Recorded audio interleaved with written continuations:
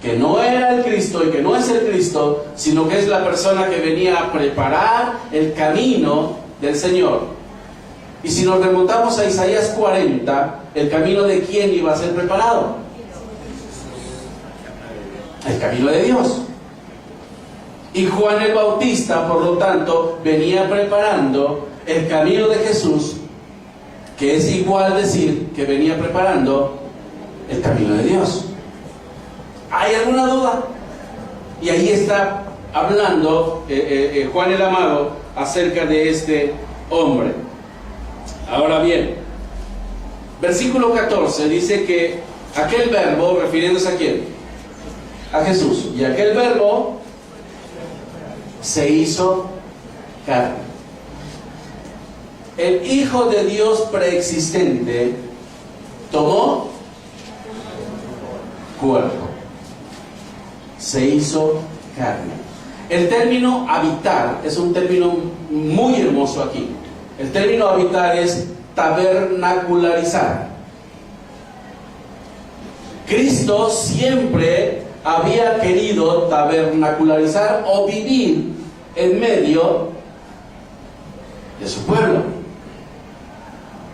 Los judíos levantaban o tenían, por mandato de Moisés, levantar un tabernáculo, y ese tabernáculo estaba dividido por el lugar, por el atrio, por el lugar santo y el lugar santísimo. Y el lugar santísimo era el lugar de la misma presencia de Dios.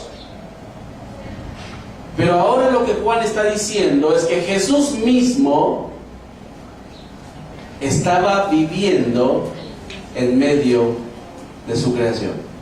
Dios mismo estaba viviendo en medio de su creación. ¿A través de quién? De su Hijo. Una presentación hermosa, maravillosa. Y cuando Juan entonces entiende esta situación, y le vienen y le preguntan que si es el Cristo, él dice: yo no soy el Cristo, yo soy la voz de uno que viene en el desierto, preparar el camino del Señor, enderezar sus sendas. Y en el versículo 29 Juan hace una declaración poderosa. Juan el Bautista: he aquí el Cordero de Dios que quita el pecado del mundo. Lo que Juan estaba diciendo ahí y estaba describiendo era la verdad de su presencia. Aquí está. Él está presente. La verdad de su persona. Él es el Cordero de Dios. Los israelitas sacrificaban un cordero cada año para la expiación y de esa manera cubrir el pecado del pueblo por un año. Pero ahora aquí estaba presente el Cordero de Dios, que no solamente cubría el pecado, sino que lo quitaba. Y además no solamente cubría el pecado de Israel, sino que Él puede quitar el pecado de cualquier persona. No solamente los judíos, de cualquier persona que pone su fe en Él. La verdad de su presencia, la verdad de su persona, y también la realidad de ese propósito. Él quita el pecado del mundo. Él ha quitado tu pecado si has confiado en Él como tu Salvador personal, porque Él es el Cordero que quita el pecado del mundo. Ahora, si Juan va a presentar, o Juan el Amado, ya no Juan el Bautista, Juan el Amado quiere mostrar la deidad de Cristo, tendría que presentar argumentos, ¿no es cierto? Si Juan el Amado decía: este es el Cordero de Dios, el Verbo se hizo carne, a Dios nadie lo vio jamás, dice el versículo 18, el unigénito del Padre, Él lo ha dado a conocer. Entonces, si Él está afirmando que Jesús es Dios, entonces Él tiene que presentar ¿qué? Pruebas. Él tiene que presentar pruebas. Y desde inmediata mismo, como dice la simultrufia, Él empieza a presentar sus pruebas y sus argumentos. Y algunas de las pruebas que él presenta son las señales que él hace. Él hace señales. Él convierte, en el capítulo 2, convierte el agua en vino. Y es interesante que se mencionan las tinajas. ¿Cuántas tinajas habían? 6 tinajas. Era la costumbre de la purificación. Eran 6 tinajas. Alrededor de entre 100 y 120 litros cada tinaja. Por lo tanto, estamos hablando, si son 150 por 6, 900. ¿cuánto? 900 litros de jugo de uva fermentada. Porque las fiestas judías duraban varios días. Y por lo tanto no podía faltar el vino. Así que el Señor toma esas tinajas de la purificación. Estaban vacías, porque sabe, de alguna manera el sistema religioso judío, como cualquier sistema religioso, está vacío. Y el Señor, de una manera magistral, solamente emitiendo palabras, nada más. Vayamos al capítulo 2, solamente emitiendo palabras. Vamos a tratar de ir rápido para poder terminar, porque son 35 minutos los que tenemos. Dice el versículo número 6: y estaban allí 6 tinajas de piedra para agua, conforme al rito de la purificación de los judíos, en cada una de las cuales cabía 2 o 3 cántaros. Jesús le dijo: llenad estas tinajas de agua, y las llenaron hasta arriba. Entonces les dijo: sacad ahora y llevadlo al maestresala, al encargado de administrar o de llevar a cabo las fiestas. Y se lo llevaron. Cuando el maestresala probó el agua hecho vino, sin saber él de dónde era, aunque lo sabían los sirvientes que habían sacado el agua, llamó al esposo y le dijo: todo hombre sirve primero el buen vino, y cuando están muy happy los demás.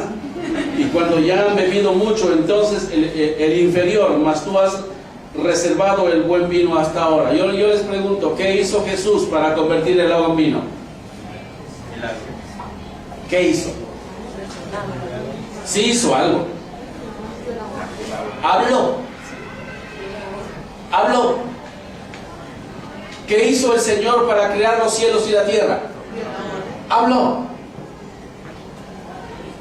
Y el Señor, aquí Juan el amado, está mostrándole a las personas que estaban allí que no tenían por qué dudar acerca de la verdad de la misma persona de Jesús.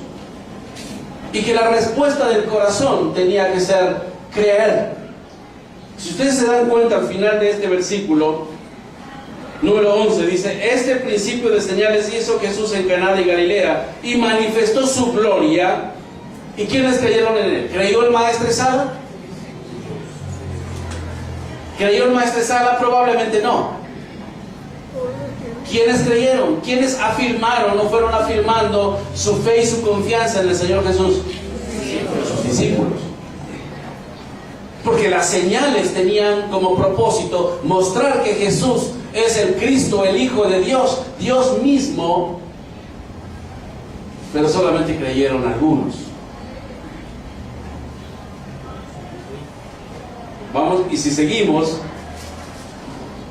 el Señor hizo otro milagro, o el Señor hizo otra señal. El capítulo 4,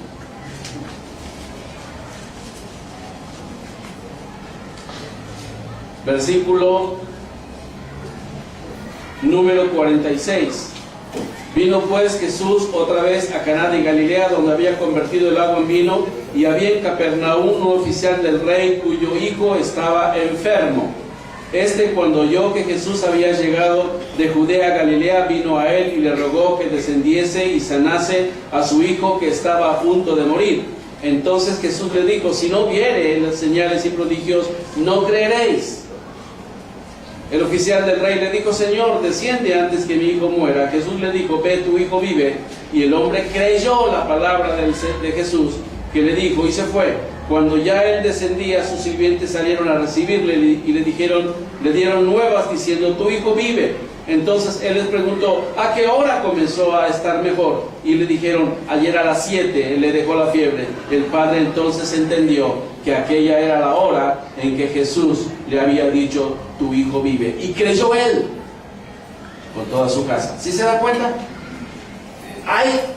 Juan va presentando señales, colocando a la humanidad, a la gente, en la bifurcación de decir: o creo o no creo. Y este hombre, ante la voz de Jesús, que le dice: ve, tu hijo vive, ¿qué hace este hombre, este oficial? Es un soldado. Creyó y se fue. ¿Sabe cuánto caminó este oficial para ir a encontrarse con Jesús? No era judío. Caminó alrededor de 35 kilómetros. No agarró su Golf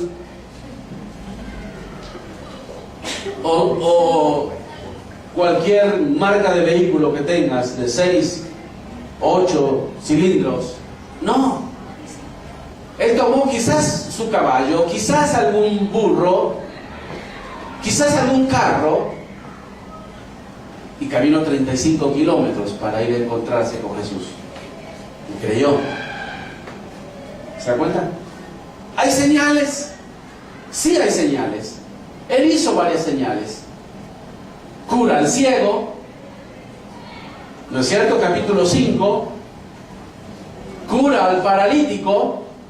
Capítulo 9, alimenta a los 5,000 varones. Capítulo 6. ¿Habían señales para que no existieran dudas de que la gente pudiera creer? Por supuesto. Si Juan estaba haciendo la afirmación de que Jesús es el Hijo de Dios, por lo tanto tenían que haber pruebas de eso. Y ahí estaban las pruebas, las señales que él hacía. ¿Sabe cuándo fue la última vez que se hizo un milagro en el Antiguo Testamento?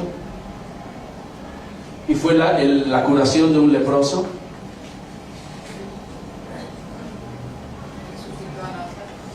En el Antiguo Testamento, cuando el Naamán el sirio, el general del ejército de Asiria, inducido y motivado por una muchachita judía, fue a buscar al profeta Eliseo. Y el profeta Eliseo le dijo o le instruyó a Amán que él se sumergiera 7 veces en el río Jordán. Y aquel general se sumergió 7 veces, según él, desde su perspectiva, en un río lodoso y sucio. ¿Y qué pasó con su lepra? Desapareció. Y no había aparecido milagro alguno hasta que el Señor empieza a hacer las señales, y esas señales eran credencial de que Él era y es el Mesías, el Hijo de Dios. Ahora, suficientes hubieran sido las señales, ¿no es cierto? Pero también Juan no solamente presenta señales, también Juan presenta testimonios. Y según la ley o según el Antiguo Testamento, no se podía aceptar algo como verdadero si no es hacer por boca de 2 o 3 testigos para que algo sea verdadero. Bueno, Juan, el amado, Juan el apóstol,